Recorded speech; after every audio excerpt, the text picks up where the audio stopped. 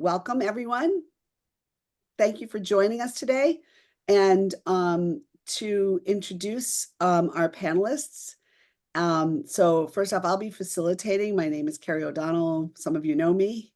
And I'm the founder of Alchemy and am very, very, very interested in and committed to driving innovation and change across higher ed and to just improving the experience for our learners and for our very important faculty and leaders and staff. I also have here, and he's not on the screen right now, Brett Christie, who many of you may know. He is our webinar guru, and he will be helping with some of the interactive parts of this, and he'll be surfacing some of your questions if you have them. So feel free to make comments, but also if you have questions, let us know and we'll try to respond. So I'd like to introduce my panelists. I'm going to start with Kemi Jona. Hi, everybody. Kemi Jona here. I am the newish Vice Provost for Online Education and Digital Innovation at University of Virginia in rainy Charlottesville. And I've been here about 10 months. Before that, I was in a similar role at Northeastern University in Boston. Sean. Thanks, Carrie. It's an honor to be here. Sean Benner, I'm the Dean at the College of Innovation Design at Boise State University. I like the joke I make is that it's not a real college. Our job is to be an incubator to foster new programming and lead initiatives that help build the future Boise State. Awesome. And Aslam. Hello, everyone. I'm Aslam Kılıç. I serve as the Vice Provost and founding Dean of a new college at University of Tennessee, Knoxville. It's College of Emerging and Collaborative Studies, a startup, a facilitator for interdisciplinary degrees on emerging technology. I'm an electrical engineer by trade, and I've been in academia for a while. And before academia, I was in industry and government.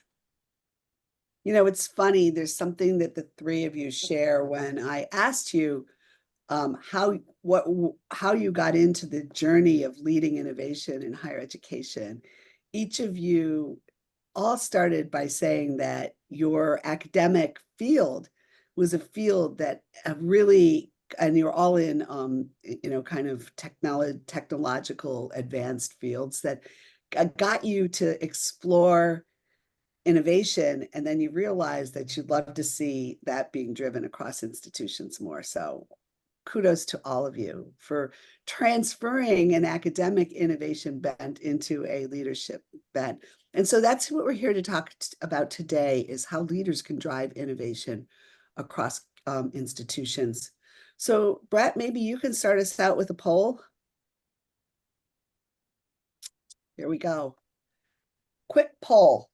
How would you rate your institution's current focus on driving innovation in response to key challenges such as technological advancements, shifting student demographics, and workforce demand? So if you could just go in. Oh, I see the polls popped up on our screen. So just go in there and show where you are and where your institution is, and we'll close it out when we get a little farther. Okay, I think we've got enough that we can. I'm seeing new people coming in, but it's not changing our odds. So Kelly, can you post the poll? Is it posted? Can everyone see it? Oh, okay, good. So you've got literally, yay for the 6% who are leading the way. It's tough to be leading the way, but it seems like most institutions are really exploring ways to, to drive innovation and focusing on innovation. And also some are just kind of in the beginnings of the journey. So as you think about that, please feel, chime in with the place that your institution is now. Okay, so I'm going to stop sharing that. So we're going to move into the discussion now. And so I'm going to start with a question for our panelists. So why is it so critical for institutions to innovate now and today? And Sean, maybe I'll start with you on this one. Yeah, I guess I'm in Idaho, and so we have a unique experience, I think, because it's a very red state, and so we face a very sort of challenging political landscape. And I think that's kind of one of the big drivers in our world is that our constituencies, the folks who are paying our bills, are not totally happy with the job we're doing. And so we really need to be, in my opinion, we need to be listening more carefully to what they need, and we need to be really focusing on trying to do a better job of delivering that to them, because ultimately they might stop paying us. And so that's a really existential change. I think the other one that I just would mention that I feel like is shaping us a lot right now is just the emergence of AI is posing, I think, a long-term existential threat to higher ed, but it also is opening a lot of opportunity doors for us as well. And so I think that's another area that's really driving the need for immediate change. Awesome. Kemi, what do you have to say? Yeah, I agree with Sean to some extent, although I just shared an article that maybe the news isn't as bleak as we thought, because it depends how we're asking that question. But I think that to me, one of the hidden reasons that we need to be innovating, aside from all the sort of clear-cut reasons that Sean talked about, is that we are on the cusp of a really dramatic demographic shift in this country, many of which is shared by other, Northern Hemisphere countries. But here, we are going from, the post-war era of baby boom, where there were more workers than jobs. And we're going into the reverse situation where there are going to be more jobs than workers, which also impacts higher ed, right? Because we're not going to have that many more traditional age students. And so we have to rethink everything about what higher ed's role is, how we relate to both the taxpayers, if you're a public institution, which University of Virginia is as well, like Sean, and like Tennessee, but also how we engage with employers, and how higher ed needs to think of themselves as being ourselves as part of the talent equation, the talent solution for our state or our region or our metro. And that's a very different ballgame, right? Because that scarcity is going to change everything about how these fields work, not to mention AI and all the changes that we think are coming with that. So it's a very exciting time, but it's going to be a very different time. And folks on the panel and the folks who've joined us on the call, I think, are absolutely needed to help us navigate and help their leaders navigate this new era. Awesome. Awesome. Kemi, I completely agree with the rethinking. We really need to rethink. A lot of rapid change is happening and it's converging. First of all, in higher ed, we've been accustomed to think, where have we been? What have we done to be so successful and reputable?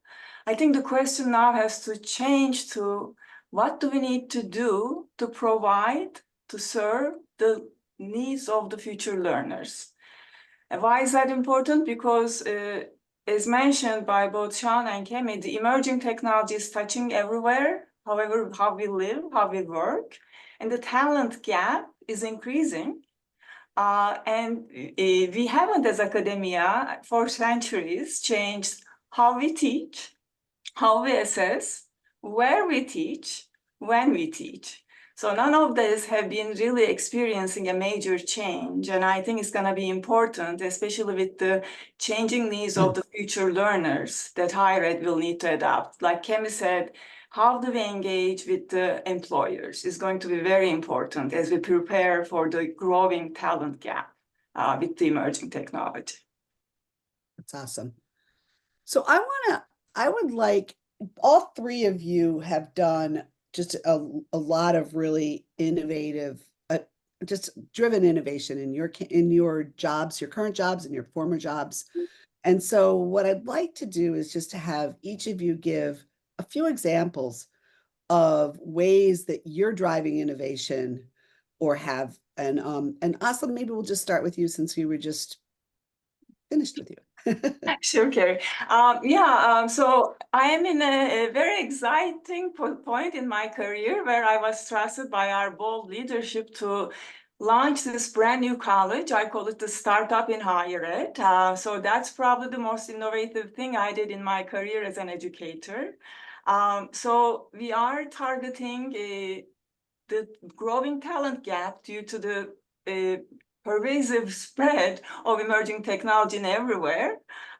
So our objective is to be nimble as a university, to leverage all the resources we have, yet in a timely fashion, respond to these growing talent gaps. So this college is all about creating intercollegiate degrees on topics that cut through all disciplines, such as AI, data science, sustainability, by working together with campus, not necessarily hiring new faculty, but recognizing their service to the university through participation in this college to launch things in a timely fashion. So this started with the data science degree that we first launched on campus. It was the first intercollegiate undergraduate degree. We celebrated for a millisecond. Then we realized that what we created was amazing, but it didn't have a home. We didn't know who is responsible for teaching. So it's always great to learn from experience. And we learned real quick that if you want to do this amazing thing that the students and employers seem to want, you're going to have to change some structures on our campus. And this new college being created under our provost in the vice president and dean role is a service college that's going to work with everyone to hopefully address these growing talent needs. That's great. Kemi. Yeah, so I think for me the North Star is always, as Ozam said, how do we better serve the various constituents that we serve, the businesses, but especially the students. And it can be hard in higher ed because we're typically very kind of ossified organizations. We're very traditional in many respects. So, for example, when I was at Northeastern University, everybody knows Northeastern for their co-op program. But when I got there, which is great, I asked, well, okay, we've been doing co-op for 100 years. Is that all we're going to do with respect to our employer engagement, right? How could we do more? What does more look like or different? How do we move beyond a kind of transactional relationship with employers around just placing co-ops to a deeper, more relationship-based arrangement?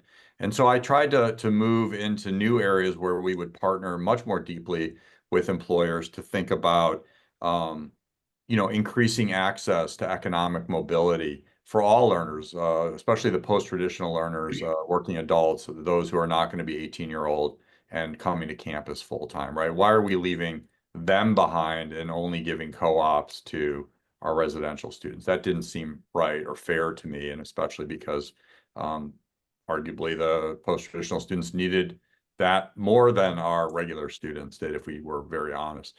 So, some of those initiatives resulted in deeper partnerships, co-design partnerships, some of which we did with Carrie's help. We built a Bachelor of Science in Advanced Manufacturing with GE Aviation, and we taught it in the factory, right? So you would punch out of your shift, you'd go across the hall, and you could complete your bachelor's degree in advanced manufacturing right in the plant. We built an associates to master's pathway in partnership with our local community college in Boston, in the biotech area, because Boston's the #1 biotech cluster.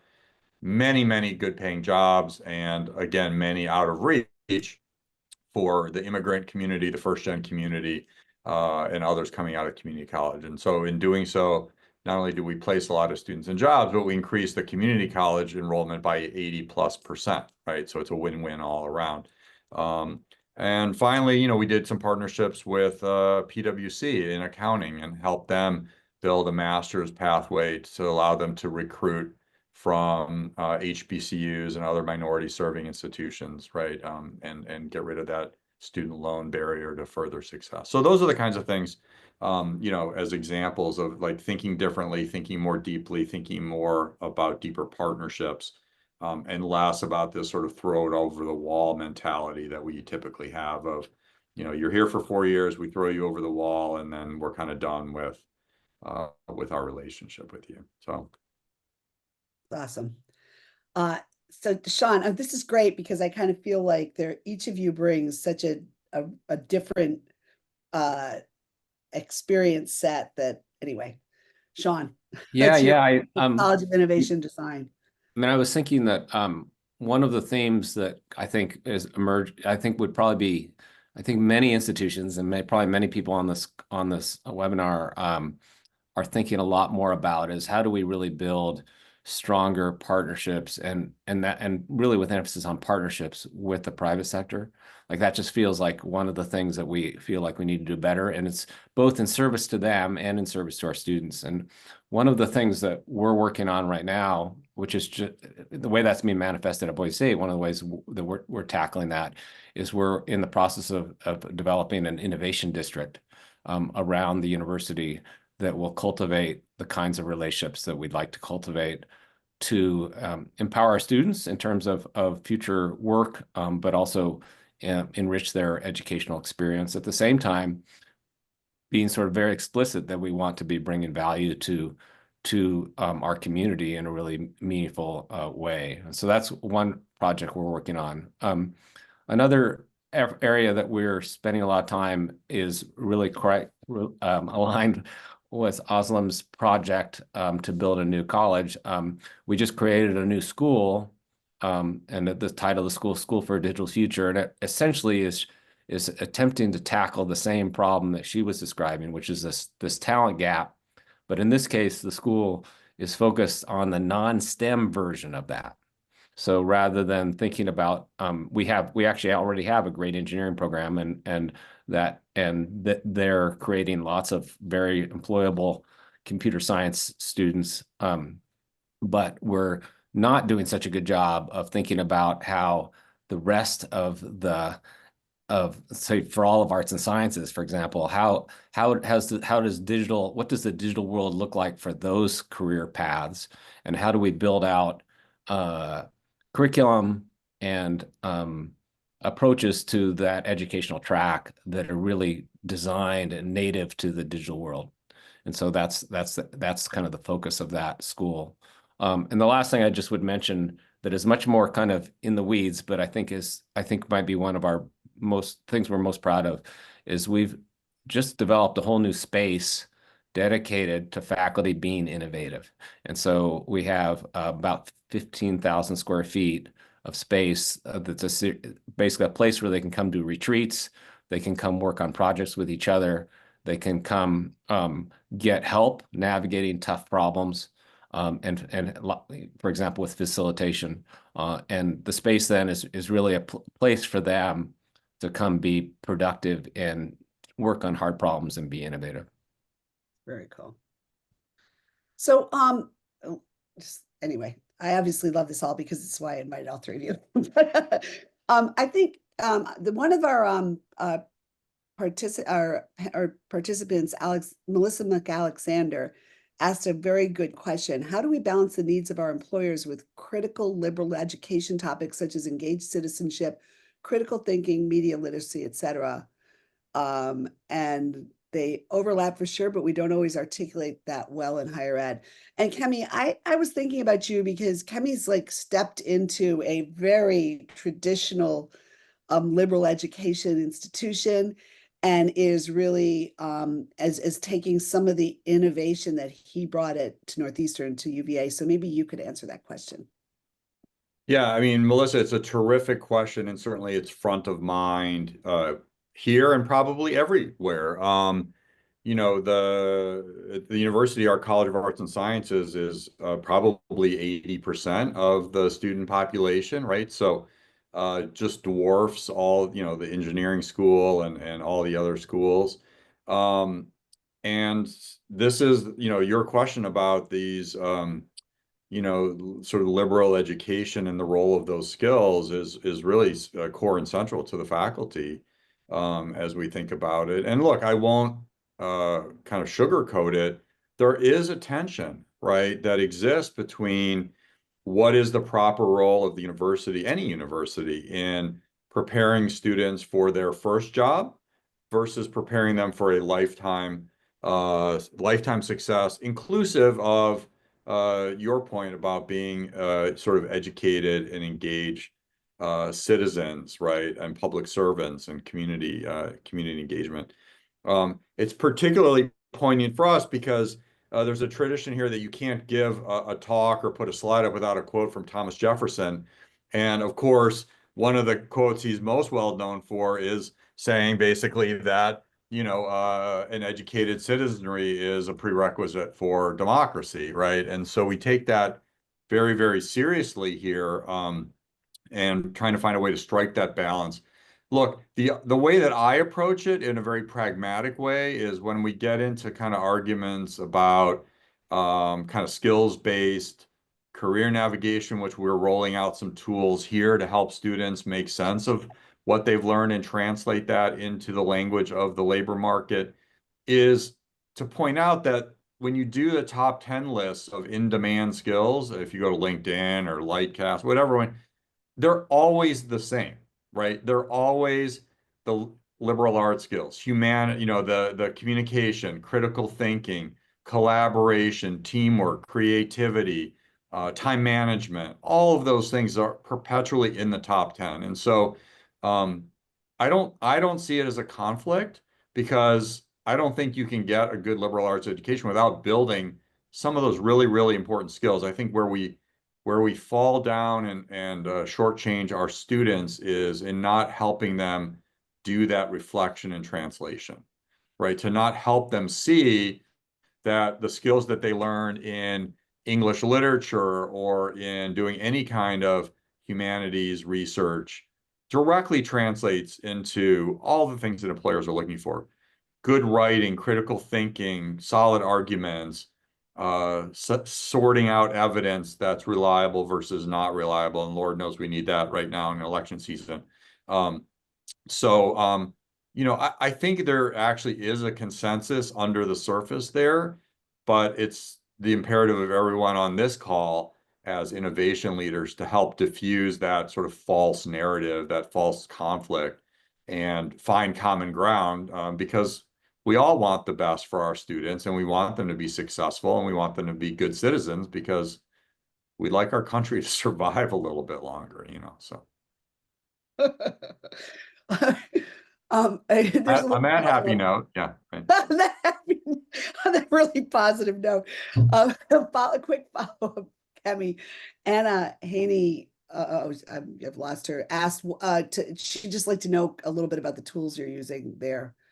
Yeah, I'll put it in the chat. Okay, good. Okay, so I think what I'm going to do next is we're going to go to a Padlet with the attendees and just hear what people have to say, and then we'll hear some more from our esteemed panelists. I like the fact people are writing notes to the dear esteemed panelists. But Kelly's going to put in our in the chat a Padlet launch, and if anyone's been to our if any of you are not familiar with Padlet, it's a interactive whiteboard. Oh, Brett just put it on in there, and you can go on in and show it.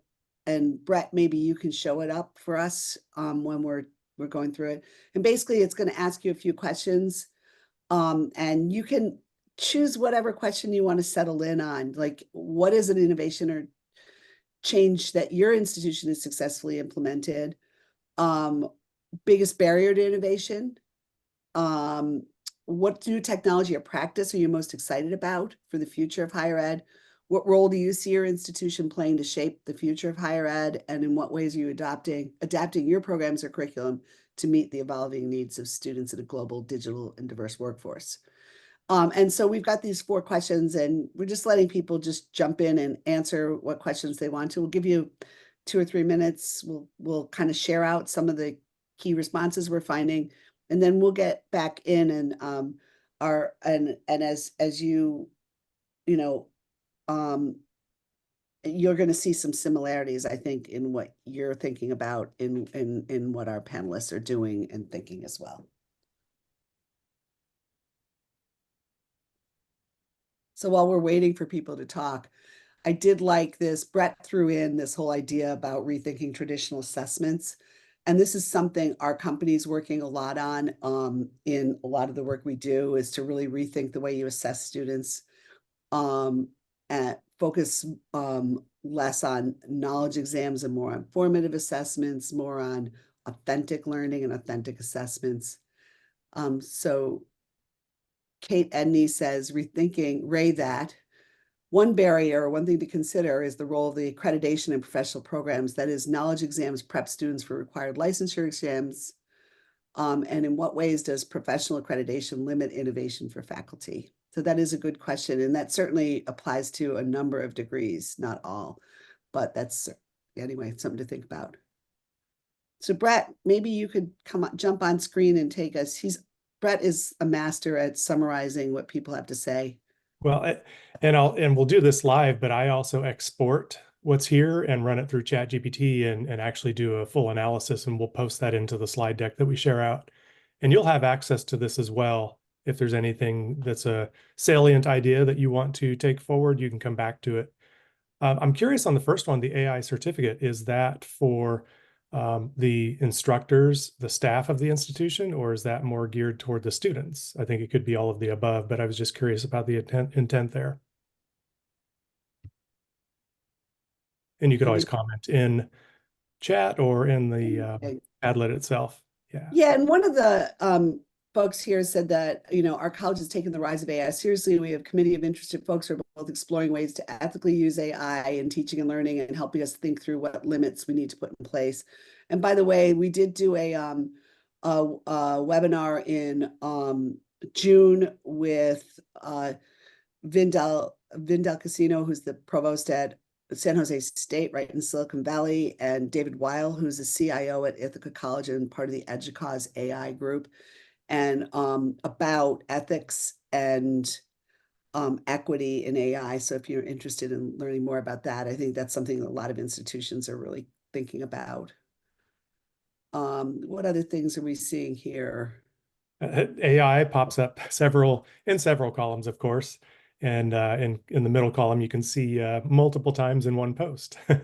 So yes, a lot of AI discussion happening.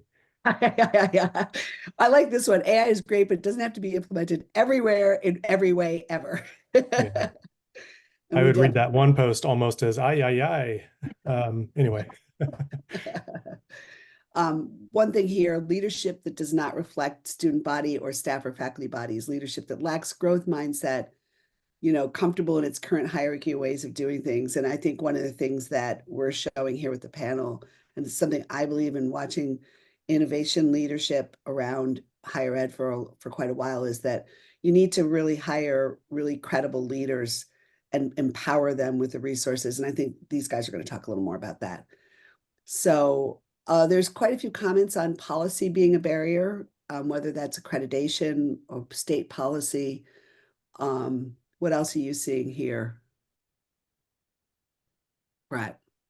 Yeah, I'm looking. I'm kind of focused in on column 4. Let's see. I'll try and zoom out a little bit for you so we can get a little more of this on the screen. Hopefully still readable though. Yeah. So looking I have a question yes. for Brett. Please, To groups, just to manifest the kind of innovation barriers of accreditation.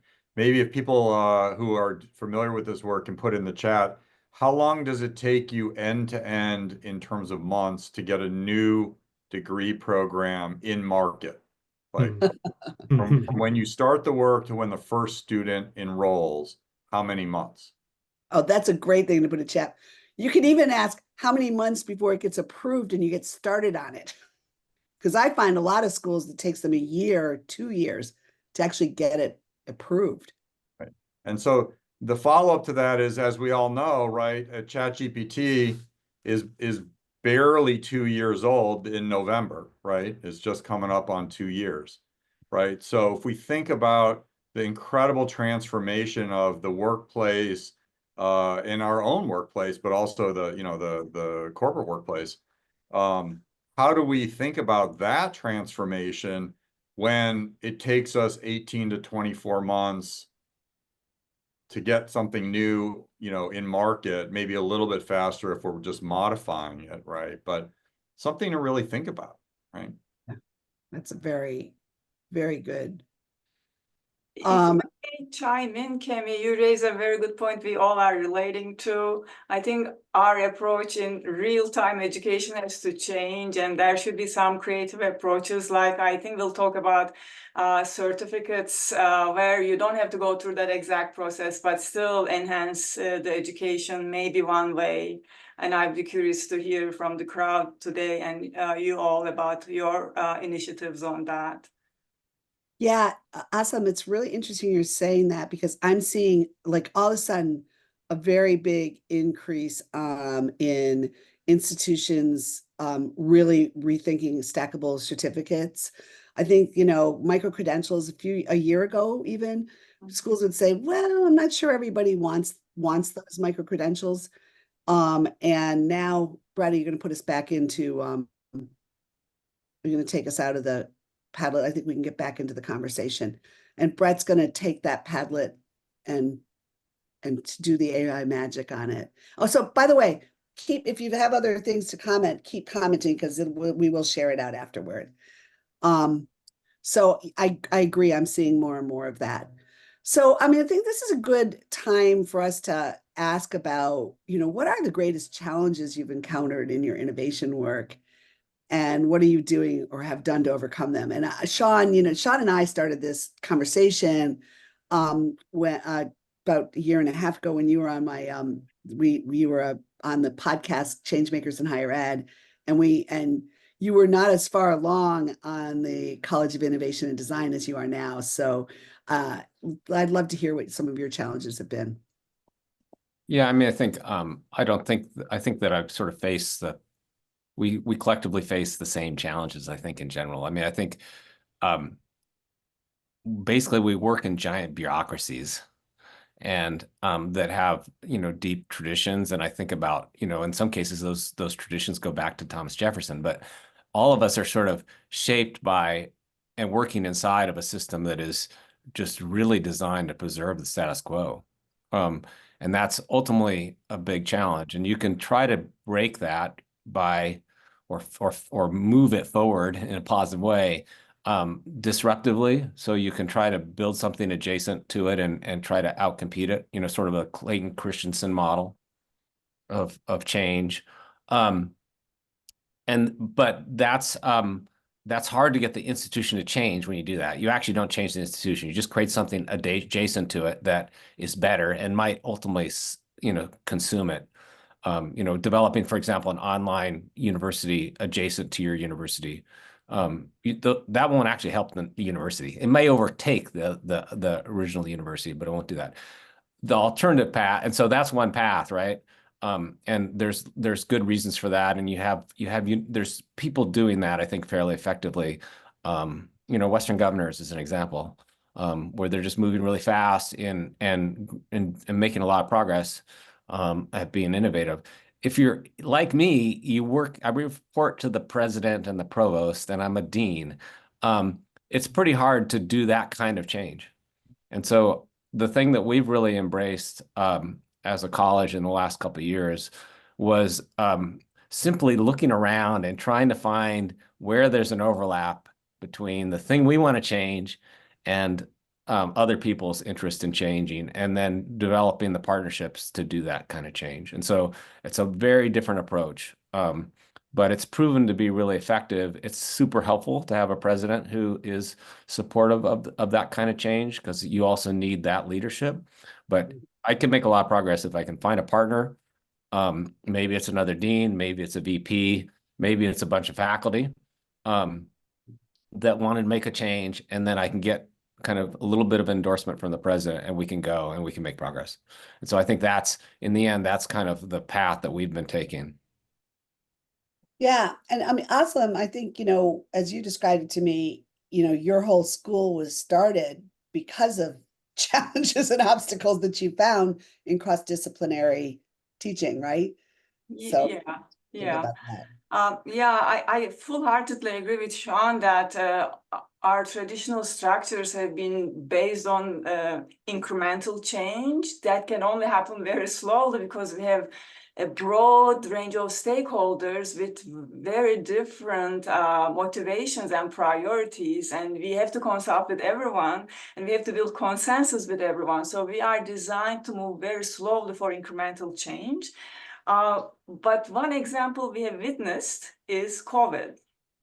We can act fast, we can adapt quickly, but it came externally and it affected all of us. So it's very hard to have it driven internally the way we are structured in higher ed. And back to Sean's point, having some bold leadership, embracing that with enthusiasm, and along with enthusiasm, resources is much needed to make any change come from internally in higher ed.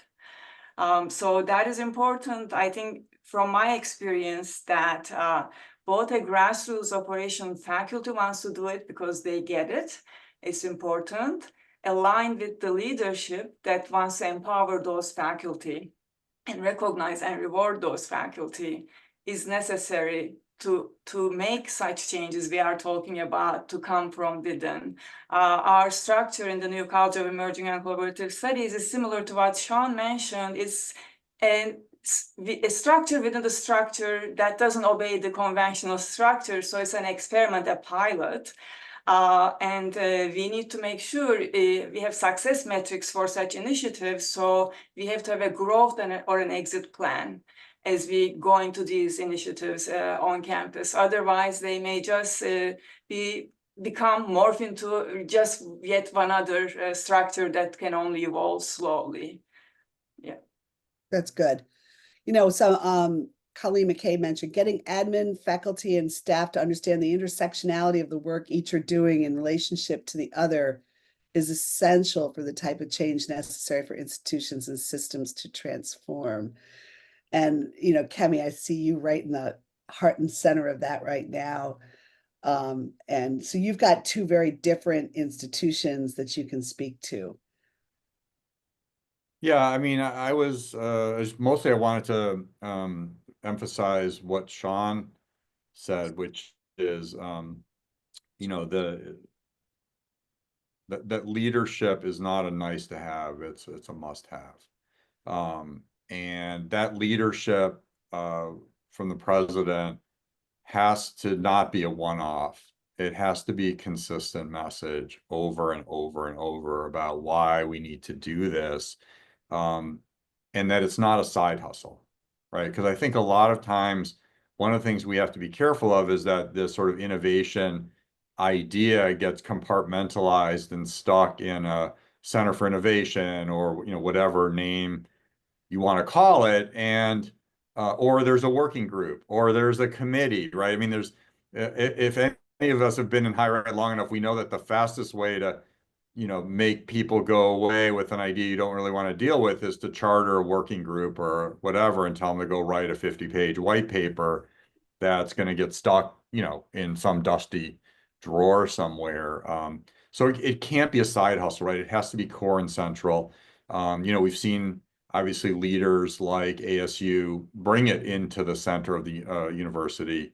Other places like Michigan do have a center, but it's incredibly well resourced and you know, has 150 FTEs or whatever, and they're doing really, really good work, right? That permeates the institution. And so you know, so I think there's that, but to Sean's point, you can't confuse that with taking a one size fits all approach, right? You have to pick your spots as an innovation leader if you're going to make any progress, right? Because if you're just going to go, you know, tilt at the hardest windmill, you know, you'll probably get shot down, right? So where can you make progress? And Sean, I think, talked about those places where the interests align. Azam said the same thing, right? Where can you add value? Where there's a coalition of the willing. And then pick other spots where you're going to plant a flag and you're going to say, we're going full bore at this one piece, but that's not the end all be all, right? So you have to put a bunch of bets in play, and adapt your strategy and your resources and your effort in a really smart way, right? Because otherwise you'll get burned out, you'll run out of money, people won't understand what you're doing. And then the final thing I'll say is, when I came here, I was very fortunate that, the mandate was written into our strategic plan, which is to make UVA education accessible to those who can't come to Charlottesville. That's pretty black and white to me, right? And it's in the plan. So now the question is, how do we get there, right? What does that look like, and how do we make that a reality? And so that helps a lot too. If you have a North Star like that, or that your president or other leaders can articulate that North Star, then becomes a question of not whether we're going to do it, but how are we going to do that, and what does that look like? That's good. One person, Sue Oliver, asked, have any of you experienced significant leadership changes that interrupted or changed the trajectory of your innovation programs?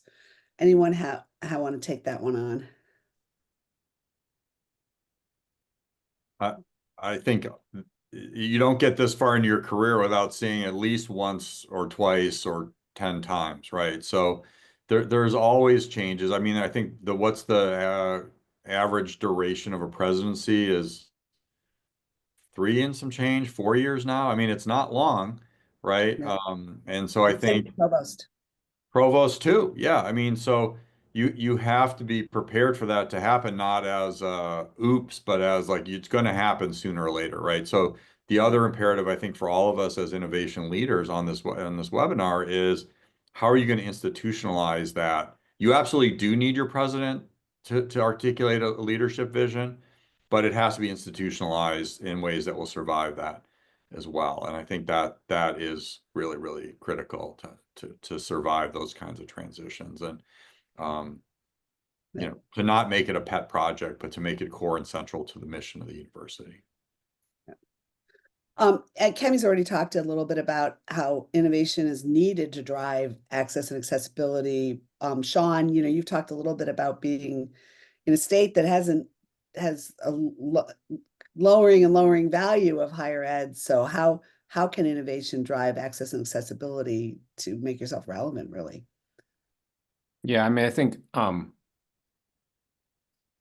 I think in the end you have to focus on things that are aligned with the values of the folks you're serving, and really pursue those things. And I think like the mandate that Kemi has is like, that's where you get everything's lined up there, right? UVA needs those students. Those students need to be served. The legislature wants that to happen. The parents want that to happen. Everything's lined up, online, serving students online brings immense value to everybody who's involved in that process. And so I think when you can find those kind of win-win-win situations, it doesn't mean it's not easy, or that it becomes easy, because it doesn't. But ultimately, those are the kinds of things that are worth pursuing in my mind. And something like that is broadly applicable, but it is the biggest beneficiaries are going to be our most disadvantaged students. And so when you can line those things up, where you can go after something that everybody wants, but it also brings disproportional value to the students we most want to help. That's I mean, just like, to me, that's when everything works, when you get all that lined up. And Sean, one thing that I think would be important for you to emphasize, as a sort of a regional public, right? We all have a sort of an obligation now to be the talent engines of our regions, right? Whether it's a metro or a broader region. I think it's more exacerbated in your part of the country, where the demographics are really getting to being a critical point. And, every governor that I know of wants their state to be a hub of talent, right, and economic development. So you can attract businesses, you can sustain the state economy, right? And so, Boise State has a huge role to play, right, in that. And that cuts across partisan lines, right? Like, there's nobody who wants to be on the other side of, we want our state to be economically competitive, right? And so, how are you thinking about aligning to that kind of imperative to support the work that you're doing. Yeah, exactly. I mean, and I think that, yeah, I mean, if the part of this is about language, to be honest. I mean, I think we don't talk a lot about equity and inclusion anymore, but we talk about access and upper mobility, and we like are still really trying to serve the same exact students. And so part of this is about framing. You know, I think you do need to frame it in a way that aligns with the values of the broad constituencies you serve. But I think like online is a place we've made amazing progress in helping our most disadvantaged students. I mean, the College of Innovation Design's programming, which is all designed in the framework of workforce development, serves more disadvantaged students than any other college on campus. And we didn't try to do that. We tried to solve the workforce problem. And when we did that, it attracted those students and lifted them up. So I like sometimes I think you can get there a little bit less. You don't have to fight the social wars to win the battle. Yeah. Aslan, do you have anything to add in terms of I was figuring X? thinking, I was listening to Kemi and Sean, and access, the need for access is actually as many multifacets, and one is actually the changing learner needs and the talent gap you talked about. And it's not just access for geographical location, but also the learners are like half of them are not making enough income to afford full-time college. A good number of them have dependents, and a good number of them, like more than 30%, work, and they are older than 25 years. So for them to have access to these degree programs, we also need to teach differently. Hence my earlier comment about allowing certificates and stackable degrees for this population to be able to come in, test things out, afford it, and decide on their own pace where to build up to is going to be very important. I was able to catch up on some of the chat about community colleges. They've been great, and we can learn a lot from our community college partners, and also maybe enable pathways for those students with a seamless 2+2 customizable, flexible degree programs to allow a pathway to our institutions, to four-year colleges through new mechanisms would also enable access in a different way. That's great. Yeah, Colleen McCabe makes a really good comment. We need to give grace for innovations to be tried, then if not successful, fail fast without undue punishment or too high of a risk for faculty, staff, and admin. And I think that's something I've seen with all of you, the work you do. Oh, thank you, Kemi, for these dashboards. People from your states are enrolling in other states. It's very interesting. Okay, I'm going to just have two more questions because I want to wrap it soon. But the next one is, what structures and practices can institutions adopt to help them drive innovation? Who wants to take that on first? I'll jump in. I think one of the things that's been particularly effective at Boise State with the College of Innovation Design was that there's two different structural pieces that really distinguish the college. The first is that we're a degree granting a unit, and that has immense amount of power.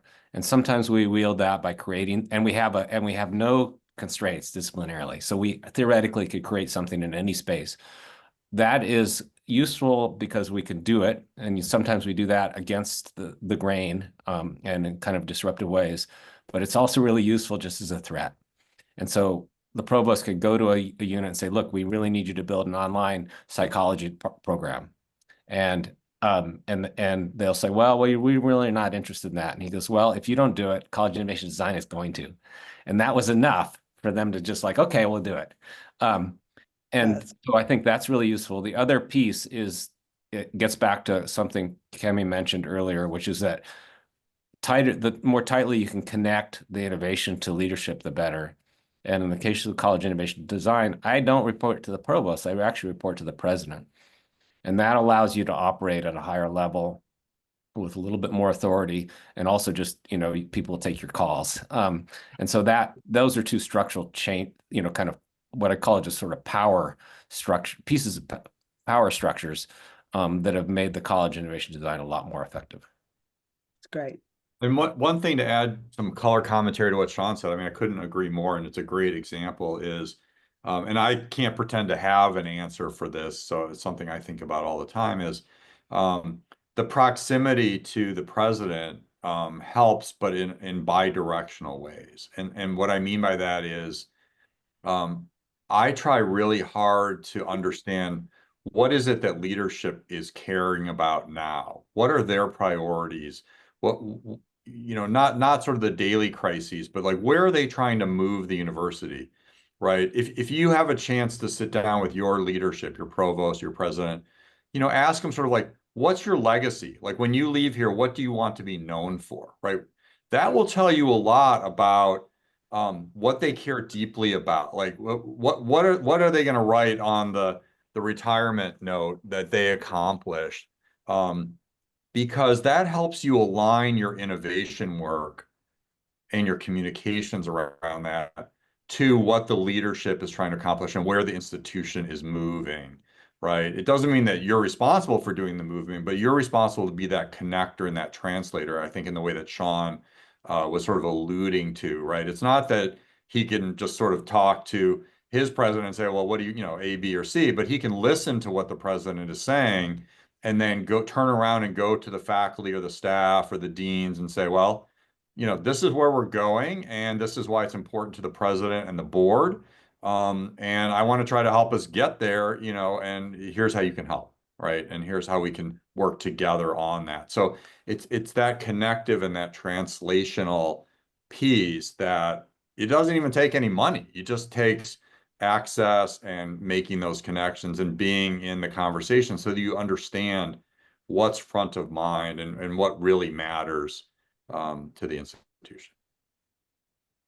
Yeah, so I'm kind of hearing some themes here coming out, and one theme is really that we need to focus on the new majority learner, right? The students that are not your traditional, and frankly, demographically, we have to do that anyway, right? Otherwise, higher ed is have a lot fewer higher ed institutions as the traditional student body shrinks, but the need for our workforce to educate and skill is critical, and so that's that. The other thing I'm hearing is that partnerships are going to be really important. That's internal partnerships within the institutions. I think some of what you guys, your successes with that, and also partnerships with external, whether that be your legislature or your employers or your community. Those are really important. The third thing I'm hearing is it's very important to have leadership support and structure and resources behind what you're doing. And those are very important. So I want to kind of end this on, within the context of the whole conversation, what parting words of advice do you have for people who are going institutions that want to either create roles that are similar to yours or to just drive innovation more effectively? And I know there's been some slow about what fast is too fast, but I'm going to say that higher ed is traditionally too slow, not too fast. So let's take that we could take that viewpoint. So awesome. You want to start? Sure, I can start. As an engineer, I have come to the realization with some tough experiences that communication is really important. So I would suggest first communicate and then communicate a few more times. It's going to be really important to change the narrative as you talk to the faculty, to the leadership, to external stakeholders. And as Sean mentioned, we are kind of the translator. We need good leadership, bold leadership. But at the end of the day, it's faculty that will implement and embrace. So we need to serve as these translators between our leadership and colleagues in the academic domain who are going to work through this and implement it and get it to a successful outcome. So that requires also a lot of listening. And I think having a very transparent path, saying, okay, this is this college, this is what it's built to do, and here's what we are going to do in the next few years, and sticking with it and engaging both supporters and the people who have suspicions about this disruptive initiative, and learning from each conversation. So I think I've learned that communication that has not been typically high on my radar as an engineer is very important when you are leading change on a traditional institution that is suspicious of fast change. Awesome. So we're getting towards the top of the hour, so maybe a quick word of advice from Jona and Kemi. Yeah, I'll real quick. I think look for those. I think the magic happens when you find those kind of somewhat odd consortiums of people that represent a lot of different perspectives that can come together and work on a project. Like, it's really hard to do this on your own. And if you have partners, and I'm emphasizing the non-traditional partners, because I think sometimes you'd be surprised who your partner might be, and finding those really interesting partners can make a huge difference. Awesome. Yeah, and I would just extend that and say bookend the leadership with connecting with all of the non-academic, the academic to the non-academic units, right? The career center, student affairs, right? Like if you can have the voice of your students behind you, it gets a lot harder for people to say no when the students are clearly asking for X, Y, or Z, right? So you need both bookends, the leadership and the voice of the students. To really make your case. So don't forget that you got to ask the students what they want and amplify their voices. Awesome. Thank you so much, all three of you. Thank you all for attending and then hanging in with us for a full hour. This has been a terrific discussion, as Tabarek said just now. Thanks for a really insightful discussion. I couldn't agree more. So thank you all.